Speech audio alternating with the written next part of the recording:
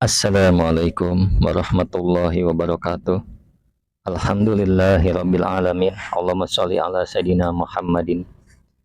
Teman dan sahabat semuanya yang dimuliakan oleh Allah Subhanahu wa taala. Kita melanjutkan kajian kita di dalam kitab Fathul Mu'in, masih di dalam pembahasan kesunahan dalam berpuasa. Qala musannifu rahimallahu taala nafa'anallahu bihi wa bi ulumihi fi darin amin. Wasunnah dan disunahkan kafu nafsin apa menahan diri, menahan jiwa, menahan nafsu, antoamin dari makanan fihi yang ialah di dalamnya makanan subhatun adapun subhat. Wasahwatin dan sunnah juga menahan sahwat mubahatin yang dibolehkan. Min masmu'in dari sesuatu yang didengar, wa mubsirin dan sesuatu yang dilihat.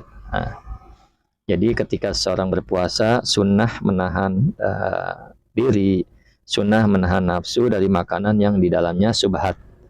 Jadi ada makanan, nggak tahu halal dan haramnya, maka sunnah kita sebagai orang yang berpuasa untuk menahan, artinya tidak memakannya. Maksudnya tidak memakan dalam keadaan berbuka ya. Wasahwatin mubahatin, dan sunnah juga menahan sahwah yang dibolehkan, artinya nafsu yang dibolehkan. Min masmu'in wa mubsirin, dari sesuatu yang didengar dan sesuatu yang dilihat. Artinya ketika seseorang sedang berpuasa, sunnah dia menahan sahwah yang mubah. Artinya dari sesuatu yang didengar. Misalkan lagu-lagu yang mengandung sahwat atau lagu-lagu yang tidak jelas. Walaupun pada dasarnya dibolehkan, tapi ketika sedang berpuasa, ya tentunya sunnah untuk dihindarkan, ditahan. Wa mubsirin dan sesuatu yang dilihat. Kalau kita melihat akan mengandung, akan menimbulkan syahwat dan sebagainya, dan sesuatu itu yang tidak bermanfaat. Walaupun pada dasarnya dibolehkan kita lihat, namun ketika berpuasa sunnah untuk ditahan, artinya sunnah untuk tidak melihat. Wa masiti bin wasammihi, dan sunnah juga menahan wangi-wangian, menahan menyentuh wangi-wangian, wasami dan mencium wangi-wangian. Jadi dalam keadaan seseorang berpuasa, makruh hukumnya menyentuh wangi-wangian dan menyiumnya ketika sedang berpuasa. Maka dianjurkan ketika seorang berpuasa memakai wangi-wangian adalah sebelum fajar, seperti itu ya. Kemudian walau ta'aradat, seandainya bertentangan karatu masjid tibi, apa kemakruhan menyentuh wangi-wangian liso ini bagi orang berpuasa, warodit tibi, dan menolak wangi-wangian, artinya menolak pemberian wangi-wangian, pajatina bul masih, maka adapun menjauhi menyentuh aula ialah lebih diutamakan. Jadi kalau ada bertentangan antara kemakruhan menyentuh wangi-wangian bagi orang berpuasa ya, dan menolak pemberian wangi-wangian, maka yang lebih diutamakan atau dipilih adalah menjauhkan menyentuh wangi-wangian. Jadi dianjurkan ketika seseorang diberi wangi-wangian, maka hendaklah ya ditolak seperti itu. Walaupun dari segi etika dan adab itu kurang baik, karena akan menyinggung perasaan yang memberi. Namun pada kesempatan kali ini dijelaskan oleh Kiai Musannif kitab Fathul Mu'in bahwasanya lebih baik menjauhkan dari wangi-wangian, seperti itu ya.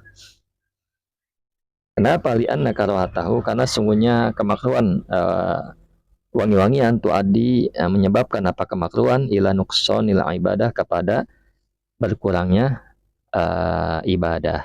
Seperti itu ya, ini alasannya. Karena kemakruhan itu ya, kemakruhan menyentuh wangi-wangian akan menyebabkan pada berkurangnya pahala ibadah, seperti itu ya. Kemudian qala telah berkata siapa Imam Ruyani fil Hilyah, di dalam kitab Al-Hilyah. Al-aula, adapun yang paling utama lis-shaimi bagi orang berpuasa, talakul iktihali, ialah meninggalkan celak. Jadi Imam Ruyani berkata dalam kitab Al-Hilyah, yang paling utama bagi orang yang berpuasa adalah tidak memakai celak. Maksudnya seperti itu. Wa yukrahu siwakun, dan dimakruhkan apa bersiwak. ba'da zawalin setelah zawal, wa qabla gurubin dan sebelum terbenam matahari, wa innama sekalipun tidur siapa siman au akala atau makan siapa siman karihan eh, pada makanan yang karih yang tidak sedap, nasian dalam keadaan lupa. Nah, jadi gini ya, makruh bersiwak dalam keadaan berpuasa. Orang berpuasa makruh bersiwak setelah zawal tentunya, setelah tergelincirnya matahari. Jadi kalau sebelum tergelincir matahari tidak makruh.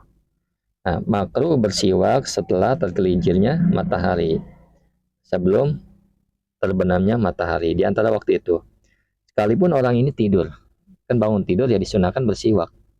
Ya, tapi dalam keadaan berpuasa ya itu hendaklah tidak dilakukan dulu seperti itu. Kecuali tidurnya memang sebelum zawal. Nah, artinya kejadian tidur di pagi hari. Nah, kemudian wa akala karihan dan walaupun dia habis makan yang sesuatu yang tidak sedap dalam keadaan lupa. Jadi orang puasa dia lupa bahwa dirinya puasa, kemudian makan pete atau jengkol, kan itu nggak sedap.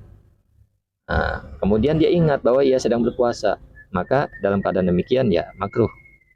Nah, tetap makruh hukumnya baginya untuk bersiwak karena dalam keadaan berpuasa. Sekali lagi ya, lain halnya kalau memang kejadiannya di waktu pagi, ya itu belum, hukum makruh belum jatuh. Tapi kalau sudah jawal, setelah jawal, maka hukum makruh jatuh di situ. Wakola, dan ini pendapat para ulama ya tentunya. Wakola, dan berkata jamun siapa segolongan ulama. Lam yukroh, nah ini adalah pendapat beda lagi. Lam yukroh, tidak dimakruhkan apa siwak, bal yusanu, tetapi disunahkan. Intaghayyara, jika berubah alfamu apa mulut, binahwi nawamin, dengan seumpama tidur. Nah ini dia. Jadi ada sekelompok ulama lain menyelisih pendapat yang di atas.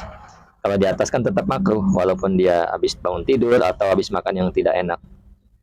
Nah, segolongan ulama lagi berpendapat tidak makruh, bahkan hal tersebut disunahkan ketika bau mulutnya setelah bangun tidur. Nah, ya, misal bangun tidur, bau mulutnya, maka tetap disunahkan untuk bersiwak. Wa mimma, dan ialah termasuk sesuatu ya ta'akadu yang sangat dianjurkan, artinya sunnah muakkad. Liso ini bagi orang berpuasa, kafulisani, adapun menjaga lisan. An kulli muharramin, dari setiap sesuatu perkara yang diharamkan, kakadzibin seperti berdusta, wa gibatin dan gibah.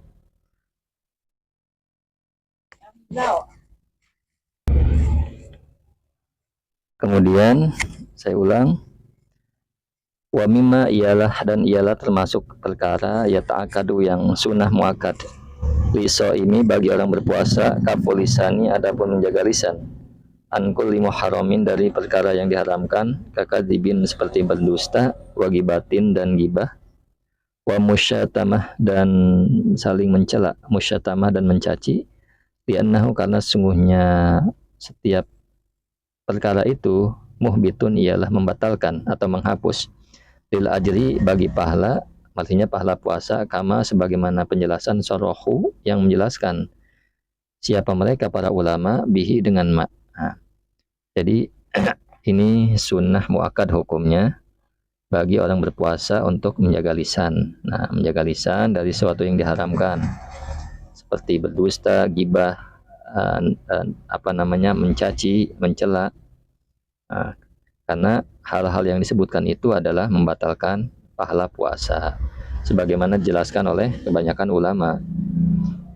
Kemudian wadalat, dan menunjukkan alaihi atasnya ma al-akhbaru apa hadis-hadis, as-sahihatu yang sahih apa hadis, wanas, dan menegaskan alaihi atasnya ma as-Syafi'iyu siapa Imam Syafi'i, wal ashabu dan para ashab Imam Syafi'i. Jadi hal-hal yang disebutkan tadi memang ada dalilnya. Dalil-dalil sahih yang banyak menunjukkan hal tersebut. Begitu juga Imam Syafi'i menegaskan keterangan tersebut. Nah, kemudian wa aqarra, dan menetapkan hum kepada ashab fil majmu, di dalam kitab al majmu. Jadi Wa aqarra ini adalah Imam Nawawi juga menetapkan pernyataan mereka. Nah, pernyataan mereka bahwasanya di dalam kitab Al-Majmu' Imam Nawawi menetapkan semua itu dalam kitabnya. Artinya hukumnya sunnah muakkadah bagi orang berpuasa untuk menjaga lisan dari dusta, gibah, mencaci, mencela dan sebagainya. Syukran ala ihtimamikum. Assalamualaikum warahmatullahi wabarakatuh.